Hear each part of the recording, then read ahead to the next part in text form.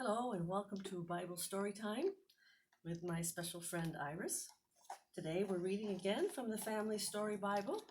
This is written by Ralph Milton, illustrated by Margaret Kyle, and is published by Westminster John Knox Press and Woodlake Books. Our story today is Thomas Asks Questions. Don't ask so many questions, Thomas. That's what Thomas's teacher said in school. That's what Thomas's parents said at home. That's what Thomas's friends said. But Thomas couldn't help it. When the rabbi, the teacher, told them things in school, Thomas often asked, "How do you know?"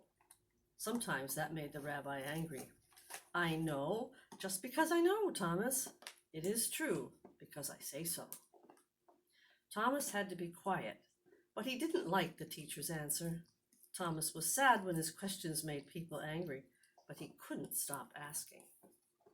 When Thomas grew older, he became one of Jesus' special friends.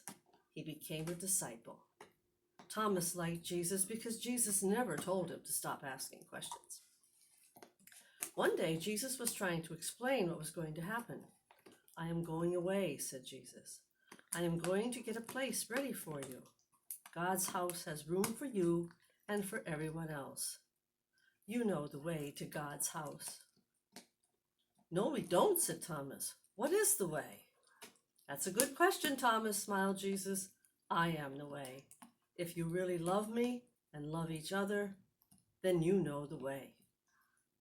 "I still don't understand all of it," said Thomas. "That's okay," said Jesus. "Just keep asking questions." Not long after that, Jesus died. He was killed by people who didn't like the way he said that God loved everyone.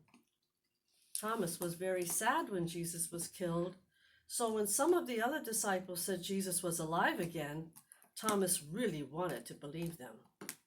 But he couldn't. His mind kept asking questions. How can somebody be dead and then be alive again? When some of the disciples told Thomas they had seen Jesus, Thomas asked, "How can you be sure it was Jesus? How do you know it wasn't somebody else?" "But we saw him with our own eyes," said the disciples. "Maybe," said Thomas, "but I have to see for myself. I have to see the places in Jesus' hands where they put the nails. Otherwise, I won't believe it." A few days later, Thomas and his friends were together. All the doors were closed, but suddenly there was Jesus in the room with them. He smiled at Thomas. "Come here, my friend. Touch the places where they put the nails. It really is me." Thomas began to cry. He was so happy to see Jesus. "Oh, yes, it is you, Jesus. I am so glad. Now I know that you are alive again. I won't ask any more questions." "Oh, don't stop asking questions, Thomas," said Jesus. "I am glad that you are able to see me so you can be sure. Then you can believe. But there will be lots of people who won't be able to see me. They will ask questions too. It will be hard for them to believe, just as it was hard for you to believe. I will need you to help tell them my story." "You mean you're not angry because I didn't believe right away that you were alive again?" Thomas asked. "No, not angry at all," said Jesus. "I like it when people ask hard questions. But you won't understand everything, Thomas. You will never find answers to all your questions. Just remember that I love you and that God loves you. Nobody can prove that, but it is the part that is the most true." Now let's end with a prayer.